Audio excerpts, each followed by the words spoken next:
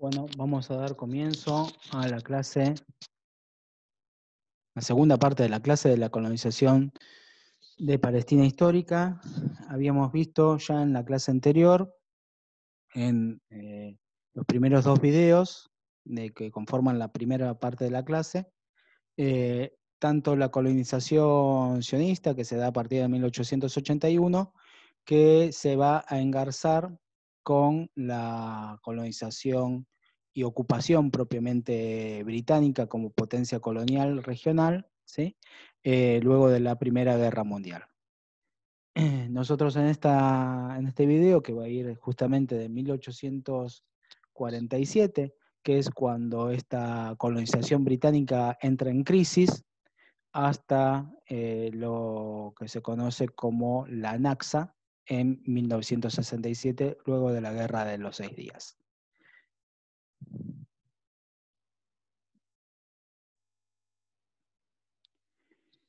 Habíamos visto justamente en el video anterior cómo la colonización sionista, que se engarza con la colonización propiamente británica como potencia colonial, bajo el formato de los mandatos, el mandato de las naciones, dado por la Liga de las Naciones, luego de la Primera Guerra Mundial,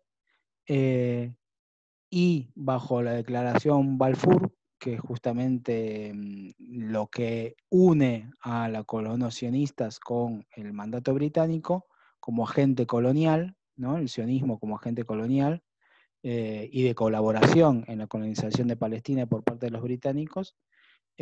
Vamos a ver que en todo ese periodo de 1917 hasta 1947, el sionismo, con los instrumentos que nosotros ya describimos en esa colonización, que tiene que ver con el kibutz, la compra de tierras para la construcción de la comunidad sionista en Palestina, la expulsión de los campesinos palestinos del campo, la construcción de organizaciones paramilitares en distintas expresiones ideológicas, pero todas ellas con el mismo objetivo de construir un brazo armado que permita justamente a esta corriente ideológica que es el sionismo construir su objetivo, que es la construcción de un Estado exclusivamente para judíos, lleva a lo que vamos a conocer como la Naksa, la Nakba.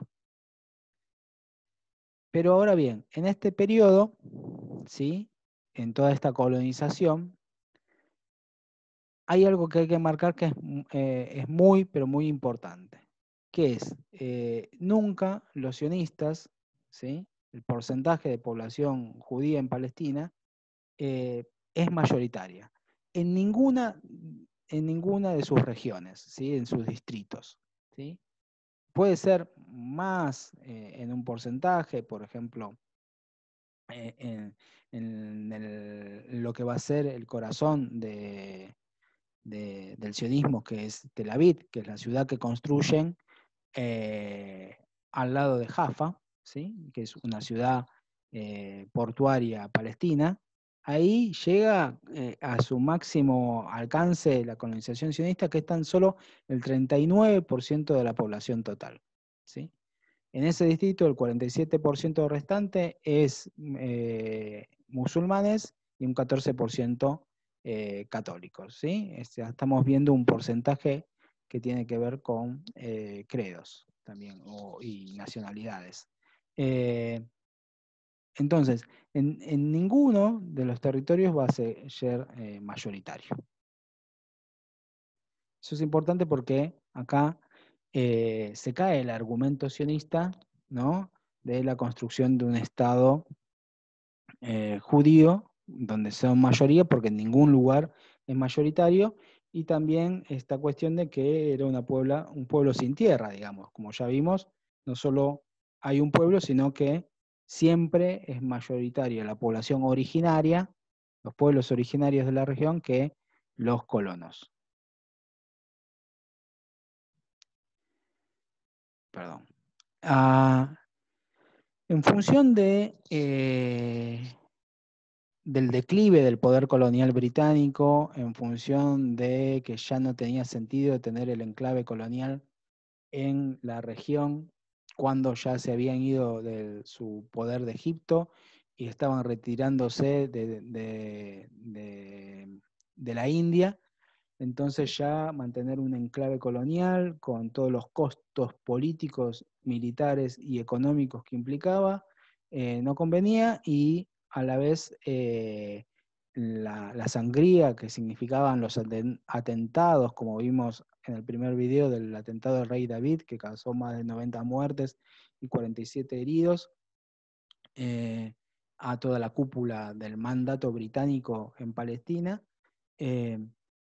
y hacer frente justamente a los grupos terroristas sionistas, justamente le significaba una sangría a los británicos. Deciden retirarse, ¿no? Poner una fecha límite que va a ser alrededor del 15 de mayo de 1948 para retirarse de la región. Mientras tanto, buscan llegar a una serie de acuerdos, y uno de ellos es justamente llevar a la partición de Palestina y la creación de 2 estados, ¿sí? Esto es un plan que desarrollan los británicos ya de la década anterior, desde 1900, de la década del 30 prácticamente, y es una propuesta que se retoma por parte de las Naciones Unidas recientemente creadas, eh, en forma creciente iba a poblarse las Naciones Unidas de nuevos estados, pero en sí las Naciones Unidas centralmente estaban compuestas por los países europeos, los países americanos y los estados árabes nacientes, ¿sí? Todavía los estados africanos no se habían incorporado a la ONU, los de Asia Oriental todavía no estaban incorporados, etc. Dentro de la ONU se conforma una comisión para investigar el problema y llegar a una solución. Esta comisión va a plantear justamente la partición del territorio palestino en 2. Un Estado árabe, ¿sí? Que va a tener el 44% de la tierra nada más, pero, ¿sí? Para como vimos en la placa anterior, para la mayoría de la población. O sea, más del 60% de la población es palestina, pero tan solo le daban el 47% del territorio, ¿sí?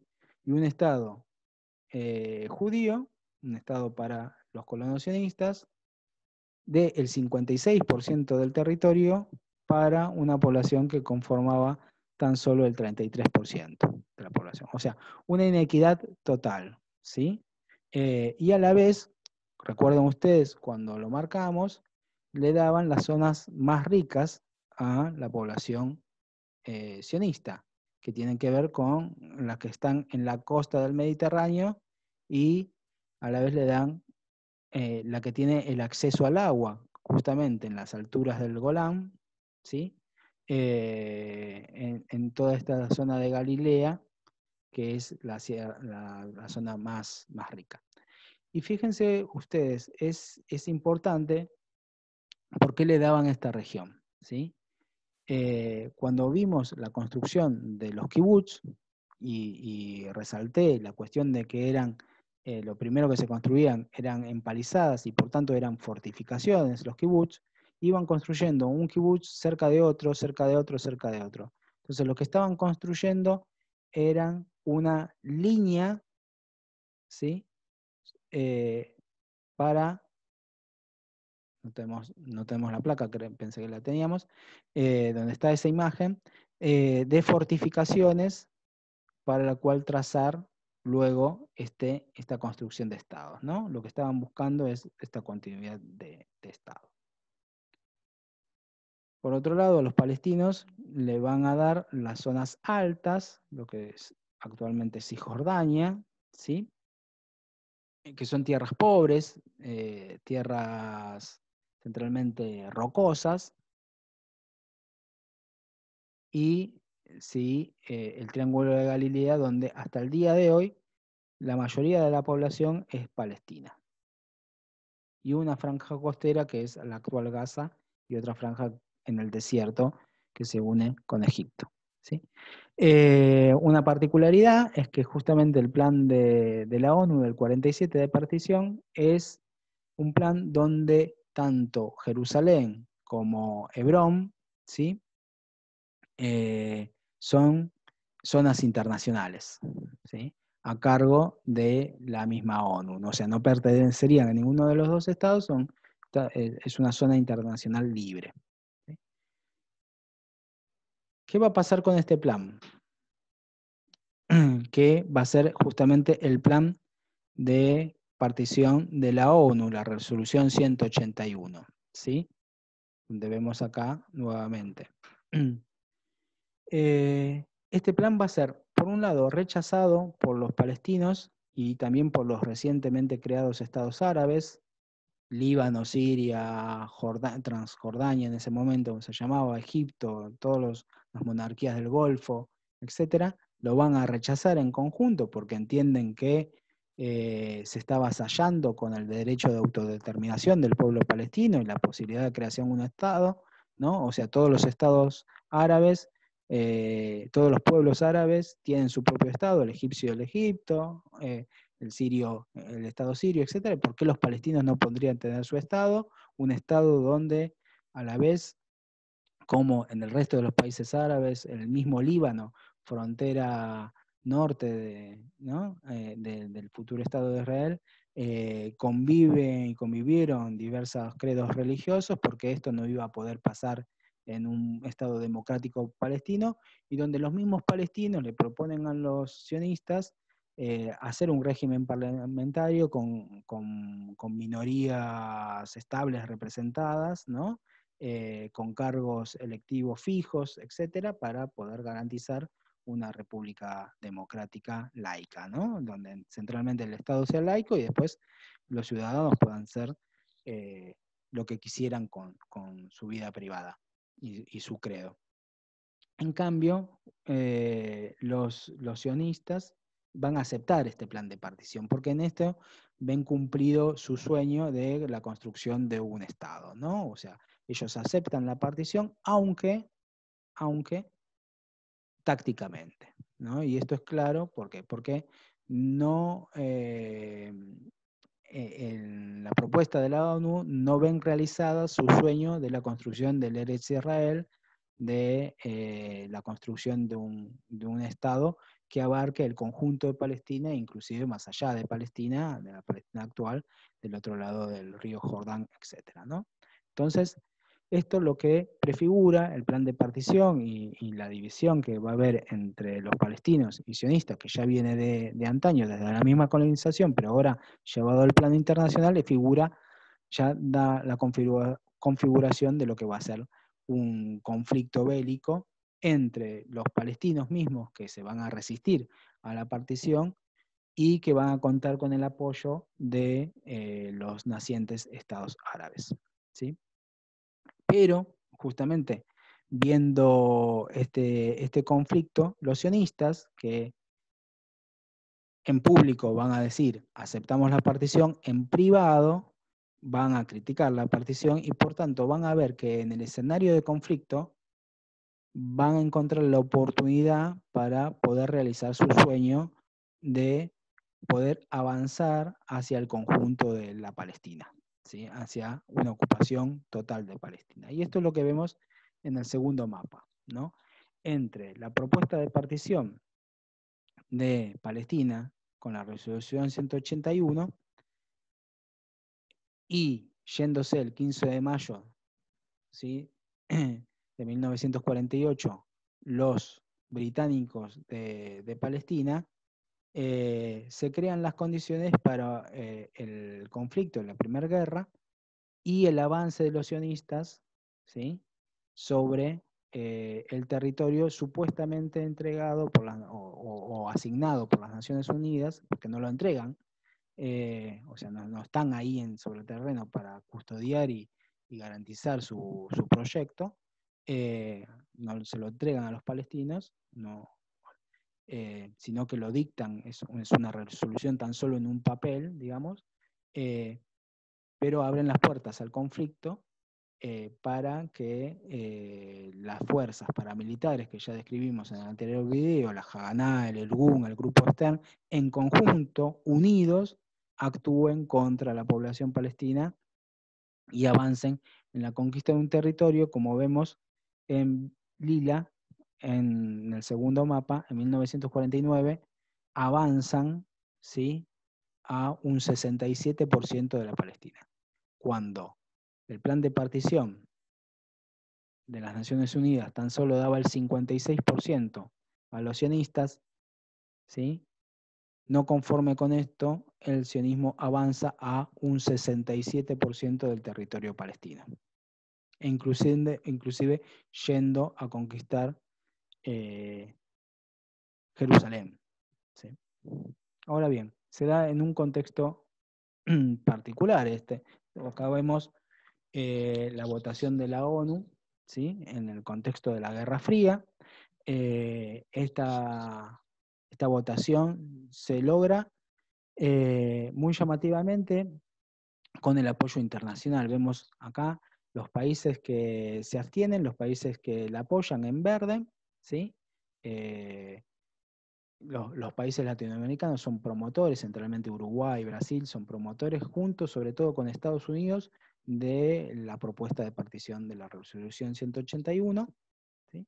Los países árabes en conjunto, junto con la India de Nehru, se niega a ello, ¿sí? También con Pakistán incluido, pero también cuenta con el apoyo de la Unión Soviética. ¿Cómo puede ser esto en medio de la Guerra Fría? ¿Sí? Por un lado, ya habíamos visto que Israel y el futuro Israel y el sionismo había empezado a cambiar, a girar y a obtener el apoyo ya no de Gran Bretaña, sino de Estados Unidos.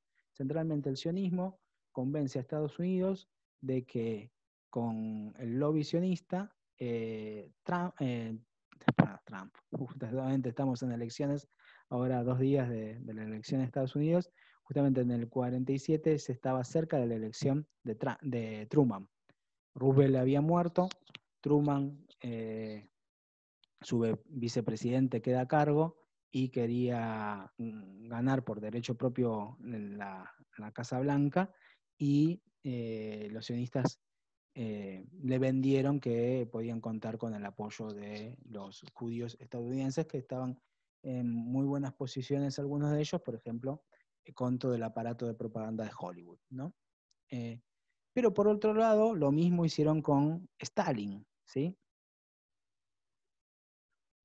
No porque Stalin pudiera ganar algunas elecciones, sino porque el sionismo vendió que con el movimiento kibbutzim, con las raíces europeas orientales de muchos de ellos, en el balance de la Guerra Fría, el futuro Estado de Israel pudiera quedar del lado de la Unión Soviética, ¿no? Con sus rasgos predominantemente socialistas, ¿no? Lo que se decía ser socialista. Ben Gurión y los laboristas se decían que ellos eran justamente socialistas judíos, y de esa forma obtuvieron el apoyo de Stalin, quien les aprovisionó armas para armar justamente el conflicto, ¿no? Y poder vencer a los estados árabes. Por otro lado, van a contar con el apoyo de Francia y los países europeos centralmente, porque dicen, bueno, para resolver las culpas de lo que significó el nazismo en Europa y el gran apoyo social que tuvo el nazismo por parte de muchos sectores europeos, de la población europea, y ser culpables, ¿no? El sentimiento de culpa por el genocidio nazi a la población europea judía. Por eso también contaban con un apoyo. Todo esto significó un aislamiento de los palestinos, un desconocimiento, un ocultamiento, una obliteración, O sea, un desconocimiento también de la situación del pueblo palestino y lo que iba a significar este conflicto para el pueblo palestino y para la gran nación árabe, gran por dimensiones, ¿no? Y los países árabes que se estaban independizando y creando.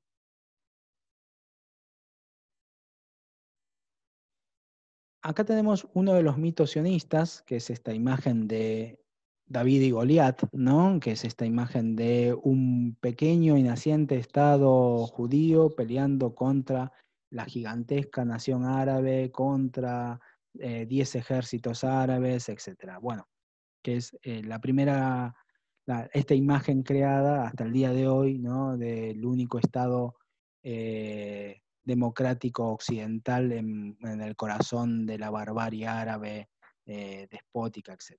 Bueno, mucho de la situación del mundo árabe, de los pueblos árabes y de los regímenes árabes tienen que ver con justamente la existencia de Israel y con los condicionantes históricos, sociales y económicos que implica la existencia del mismo Israel.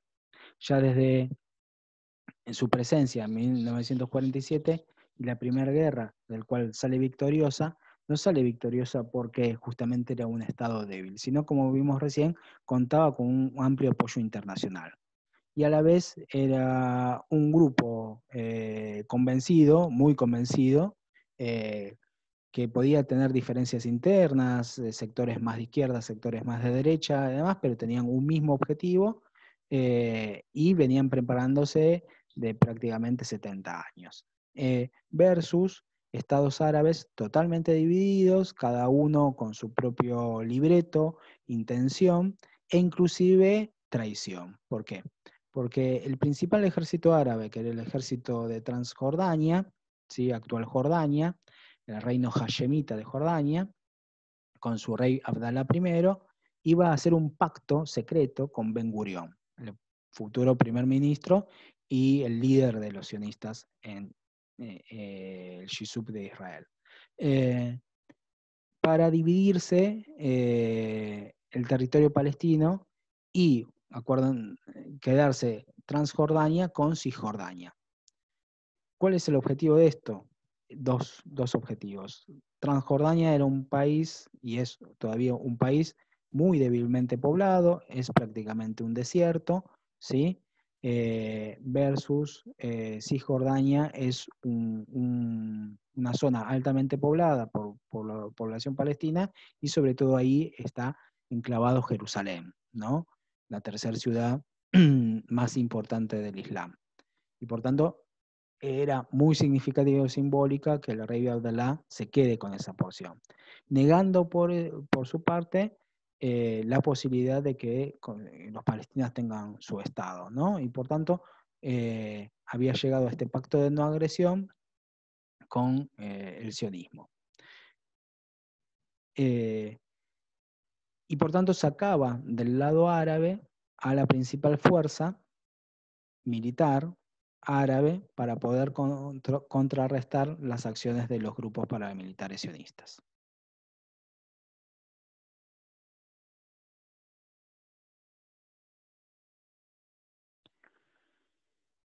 Es así como se da una serie de operaciones militares por parte de los grupos sionistas que tienen que ver centralmente con dos cuestiones. Por un lado, traicionar el mismo pacto que habían firmado con el rey hashemita, tratando de llegar a conquistar Jerusalén.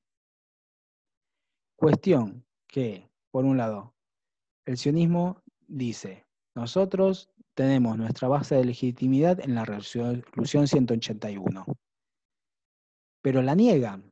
¿Por qué? Porque no se conforman con el 54% del territorio, sino que a la vez tratan de conquistar Jerusalén, lo cual era un territorio propuesto de forma internacional. Y a la vez eso va a implicar que se enfrenten con las tropas del rey Abdalá de Transjordania. Y es los únicos enfrentamientos armados que se van a dar en la región, ¿sí? En el territorio cercano a Jerusalén.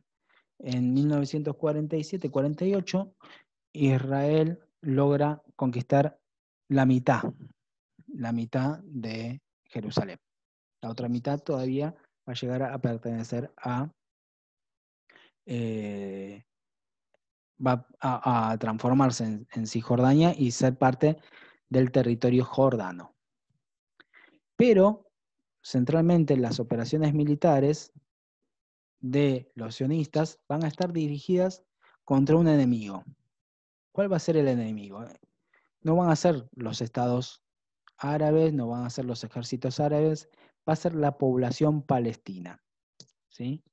Ustedes, esto es la imagen que quería buscar antes, ¿no? Ustedes ven en azul oscuro las tierras que habían llegado a comprar los sionistas hasta 1947. Superpuesto en lila sobre esto, el territorio asignado por la ONU, ¿sí? Versus las zonas en marrón del Estado palestino según el plan de partición. Lo que van a hacer los sionistas es, por un lado, en todo este territorio asignado por la ONU, expulsar a la mayor cantidad de población palestina posible. ¿Sí? Esto va a significar una limpieza étnica. Se van a destruir más de 750, ¿sí? Aldeas palestinas y se van a destruir ciudades palestinas enteras. Se van a despoblar ciudades palestinas enteras, principalmente Haifa y Nazaret. ¿Sí? Esas son las 3 grandes ciudades que se van a despoblar. Y la vecina Tel Aviv va a terminar absorbiendo Jaffa, o sea, va a ser un urbanicidio, ¿sí? A la vez que va a ser una destrucción de las aldeas palestinas. No va a ser una destrucción material, sino va a ser una expulsión de la población palestina, ¿no? Todos los puntitos negros que tienen en la imagen del lado van a ser todas las aldeas que se van a despoblar. Para, por un lado, asegurar que haya una mayoría judía, esa va a ser la obsesión de Ben Gurión y todos los sionistas, que haya una mayoría judía en el futuro Estado de Israel y a la vez atentando contra la población palestina, ¿sí? Provocar la huida de la mayor cantidad de palestinos posibles de otros territorios. Entonces, las acciones militares van a ser contra la población de las aldeas en base a toda esta inteligencia que habíamos mencionado que habían hecho los grupos armados sionistas en la rebelión del 36-39 y en toda la base de inteligencia que ya tenían. ¿Sí? Una masacre muy conocida es la masacre de Der Yassim, que es un pueblo en las adyacencias de Jerusalén, justamente para despejar la ruta de acceso a Jerusalén. Lo que se va a hacer es masacrar desde la mujer más anciana hasta el niño recién nacido, van a ser todos masacrados. A la vez se va a dar publicidad de esto, se va a secuestrar a todos los hombres, se los van a llevar a Tel Aviv y se los va a fusilar en la playa. Todo esto para crear una imagen de que si no te vas de la aldea, te vas a tener el mismo destino, y eso es lo que va a provocar, ¿sí?, la huida de los palestinos del territorio. ¿Sí? Más de la mitad, o sea, prácticamente 2/3 de la población palestina va a huir de Palestina. Y esto se conoce como la catástrofe, la Nakba. ¿Sí? Y es justamente una limpieza étnica. Una limpieza étnica bajo el derecho internacional es un crimen contra la humanidad. ¿Sí? Una limpieza étnica es lo que se llevó adelante en el territorio armenio, es lo que se llevó adelante en Bosnia y Herzegovina, es lo que se llevó adelante en muchos territorios de África y de la Unión Soviética, ex Unión Soviética, y acá tenemos una imagen de época, ¿no? Familias palestinas enteras huyendo de sus casas con lo que tienen, esperando que la situación se calme, ¿sí? Para poder retornar a ellas. El sueño de todo palestino es poder retornar a su tierra, ¿sí?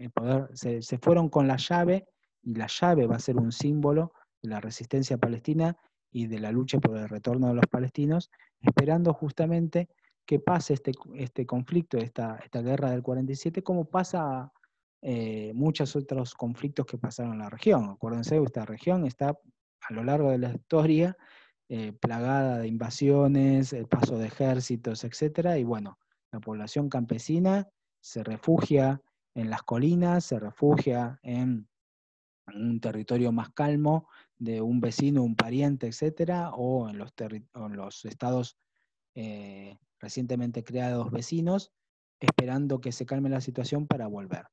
Cuestión que se le va a impedir y por tanto se crea el gran drama palestino con justamente la Nakba y los campos de refugiados, donde a pesar de eso la vida seguía, y algo que nos pega muy de cerca, que es la educación, también la vida educativa continuaba, ¿no? Hasta el día de hoy, inclusive, la ocupación y la educación siguen siendo dos cuestiones antagónicas. El muro, las barreras de seguridad de Israel impiden que los niños puedan acceder a clases y dependen de el deseo y el gusto de un soldado israelí para dejarlos pasar y acceder a la escuela o poder retornar a sus casas, ¿sí? O que se detenga el bombardeo para poder ir a la escuela, o que quede alguna escuela, ¿no? Porque también esto es lo otro, las escuelas y hospitales, así como las mezquitas, son lugar privilegiado de los ataques, puntos privilegiados de los ataques israelíes.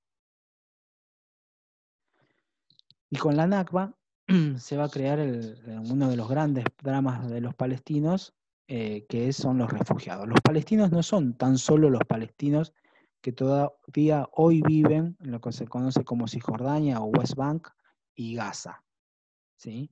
Sino palestinos tenemos una diversidad de situaciones del pueblo palestino. Tenemos una diáspora palestina creada a partir de 1947, que es justamente el éxodo palestino de los refugiados, ¿sí? Acá vemos en círculos la cantidad de refugiados que viven en los territorios y estados aledaños al actual Israel. Jordania, junto con ese momento va a ser el Cisjordania, van a tener una gran cantidad de refugiados junto con Siria y centralmente Líbano, ¿sí? Luego, pasando los años, ¿no? Los refugiados palestinos van a buscar, a medida que crece el poderío económico y el despliegue económico de las monarquías del Golfo con los recursos del petróleo, van a ir a emplearse ahí esos lugares, y a Egipto también. O sea, los palestinos van a buscar siempre un refugio, pero la situación de los palestinos en cada uno de estos estados va a ser diferente, ¿sí? Por ejemplo, en Siria se le permite trabajar, es más, se le permite trabajar o hacer distintas profesiones, pero en el Líbano no. En el Líbano, por ejemplo, no se les permite adquirir tierras ni adquirir viviendas. Y por eso los palestinos en Líbano viven en lo que se conocen los campos de refugiados, ¿no? Que son villas miserias, bajas condiciones. Y no se les permite tampoco poder emplearse en profesiones liberales, ¿no? Lo que se conoce como empleos de cuello blanco, ¿no? Y son la mano de obra barata, digamos. En Jordania, por el contrario, por su poca población, ¿sí? El rey Abdalá el reino hashemita les va a ofrecer que se nacionalicen, ¿sí? Pero una condición de los refugiados es justamente nunca perder su identidad y carácter palestino. Así como se fueron de Palestina, existe en ellos, y se los van a transmitir a la generación de palestinos siguientes, el deseo de retornar, el deseo de volver, ¿sí? Y eso va a significar que en cada uno de los lugares que vayan, lleven a Palestina consigo, no solo en su memoria, ¿sí? Sino en su corazón, en su imaginario, y los campos de refugiados van a ser una reconstrucción de los pueblos y aldeas abandonadas, ¿sí? Le van a poner los nombres de las calles originales a esos campos, le van a hacer pinturas y van a llevar Palestina consigo, ¿no? Eso va a ser un símbolo. Así como el único bien que van a tener los palestinos es su memoria, va a ser también su inteligencia, su principal valija va a ser la capacidad de los palestinos de formarse parte de un pueblo altamente urbano a comparación con los de la región, y eran bien educados, y por tanto van a ser parte también de, en estos estados-nación crecientes, de parte de sectores importantes dentro de la población, tanto comercial como empresaria, etcétera, ¿no? Pero en Palestina misma, en lo que va a ser Cisjordania y en otros puntos, por ejemplo Gaza, lo que van a existir son estos campos de refugiados, que son en sí carpas que se pensaban iban a ser transitorias, pero luego se empiezan a construir como barrios eh, alrededor de antiguas ciudades, o van directamente a crearse ciudades nuevas, villorrios, ¿no? Chabolas. Y inclusive las Naciones Unidas van a tener que crear lo que se conoce como la Agencia para los Refugiados Palestinos, la UNRWA, que es una agencia para refugiados diferente porque es anterior a la Agencia para los Refugiados que tiene la ONU para todos los refugiados del mundo. O sea, crea la ONU, crea justamente una agencia de refugiados propia para los palestinos porque es el primer problema de refugiados que tienen, y la UNRWA va a ser a la vez un principal para los palestinos porque les va a permitir, junto con esto, tener una base alimentaria, porque le van a llegar justamente las donaciones de la UNRWA, y a la vez tanto de protección jurídica como educativa, ¿no? Porque le van a servir tanto como abogados como por escuelas, ¿no? Le van a distribuir. Es por ello que siempre Israel denuncia a la ONU y denuncia a la ONU como parte de la conspiración contra Israel.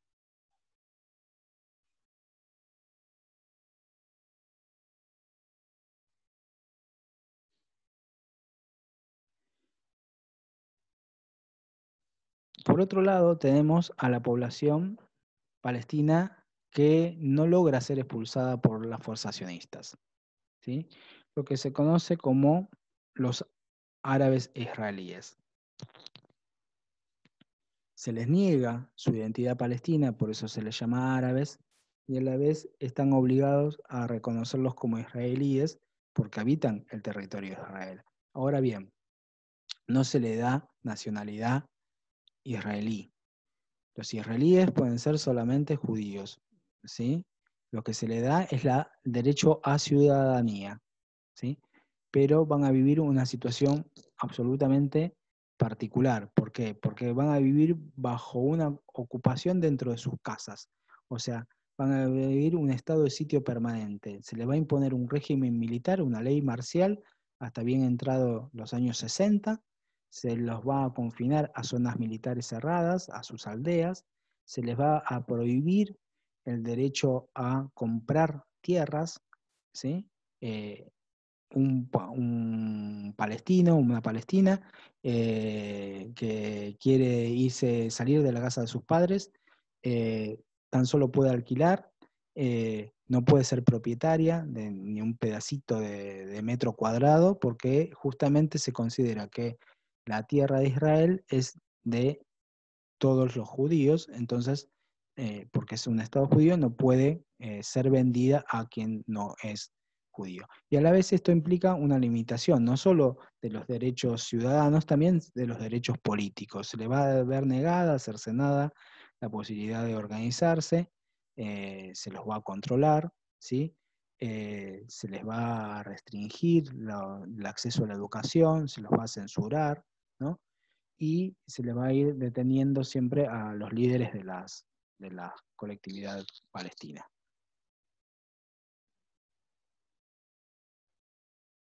Es lo que se conoce también en Israel como ausentes presentes. Ahora vamos a ver por una ley israelí. Fíjense el oxímoron.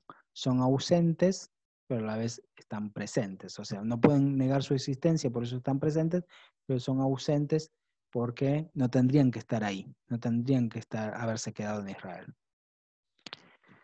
Lo que vemos a lo largo de la historia del pueblo palestino es una larga historia de desplazamientos, ¿sí? O sea, ya venían siendo desplazados en 1922 con la compra de tierras, ¿sí? Luego, en 1948, 750.000 personas, alrededor de más del 50% de la población palestina, es desplazada. Luego, en el 67, en lo que se conoce como la Guerra de los 6 días, 440.000 palestinos son nuevamente desplazados, ¿sí? Luego, constantemente hay una política de desplazamiento que llega hasta el día de hoy, ¿sí?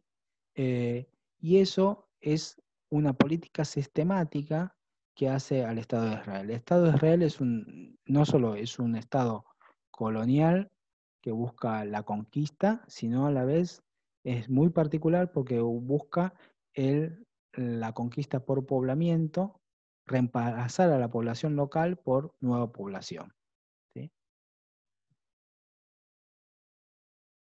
Y esto se da en forma legal, lo vemos en la estructura de las leyes que dan sentido al Estado de Israel, ¿sí?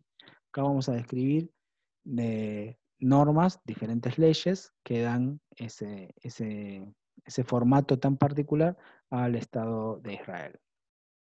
En primer lugar, el Estado de las personas, ¿no? Que implica un pacto con la agencia judía con el rabinato.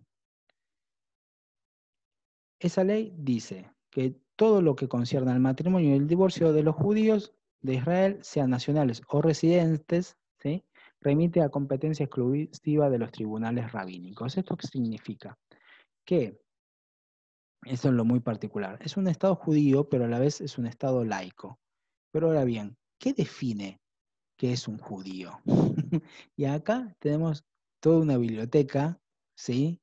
Están los judíos constantemente discutiendo qué es ser judío, qué no es ser judío. Y esto justamente fue una discusión en Israel, y por tanto esto, Ben Gurión, que era un laico socialista que se definía así, el padre fundador del Estado, se lo dejó para que no exista conflicto con los judíos religiosos a los tribunales rabínicos, ¿no? Porque es esencial para la definición de judío que nazca de una madre judía, y por tanto hay que regir sobre los matrimonios y el estatuto matrimonial. Por tanto, no existe matrimonio civil en Israel, ¿no? Y a la vez hay toda una serie de preceptos que se mezcla lo religioso con con la vida comunitaria, ¿no? El Sabbat, por ejemplo, o las festividades. Y esto se ve y que llega a ser un conflicto en el día de hoy, que es la educación religiosa, ¿no? O sea, cómo se privilegia cómo se financia para llegar a un acuerdo de coexistencia entre las distintas formas de ser judío en Israel a la ortodoxia judía. Pero un rasgo importante, tal vez uno de los más importantes, en los carnets de identidad, pensemos nosotros en nuestro DNI que exista un párrafo que defina religión y etnia, ¿sí? O sea, nuestro DNI dice todos ciudadanos argentinos. O sea, no dice si sos católico, apostólico, o si sos cristiano, eh, yo qué sé, cualquiera o cualquier religión, ¿no? O qué lengua hablas. Sino en esto hay una total mezcolanza, pero que tiene que ver con la necesidad de definir a Israel como el Estado de los judíos, que no exista una nacionalidad israelí, sino tiene que existir una nacionalidad judía, ¿no? Pero bueno, entonces lo que se da acá es la diferencia entre nacionalidad y ciudadanía.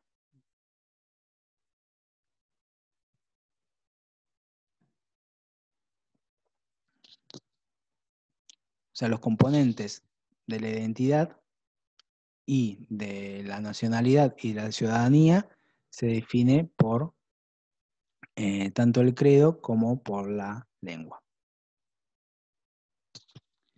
Y esto nos habla que más que una democracia, como se autotitula Israel, es una etnocracia, ¿sí? Donde los rasgos liberales del Estado, que tiene que ver con la igualdad civil, pasan a predominar el etnos, o sea, la etnicidad, ¿sí? El nosotros religioso biológico. Porque la otra cuestión es que, supuestamente, depende de la forma de entender el judaísmo, uno no es judío, sino que se nace judío, ¿sí? No te puedes convertir al judaísmo, sino se nace por vientre materno, ¿no?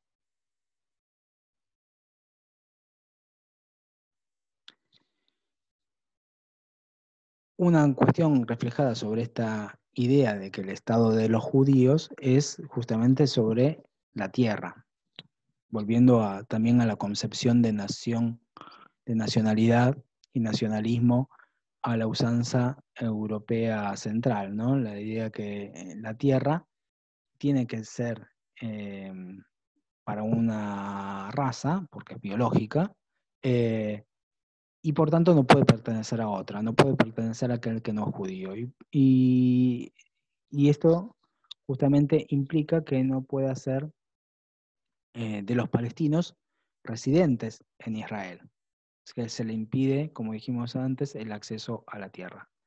Pero a la vez va a significar que todos aquellos que fueron expulsados por la limpieza étnica, por la Nakba, esa tierra se la apropia el Estado y sea transferida al Fondo Nacional Judío para la colonización del Eretz Israel y que pertenezca al Estado. Y no pueda ser vendida a aquel que no es judío. Entonces, hay una expropiación de la tierra.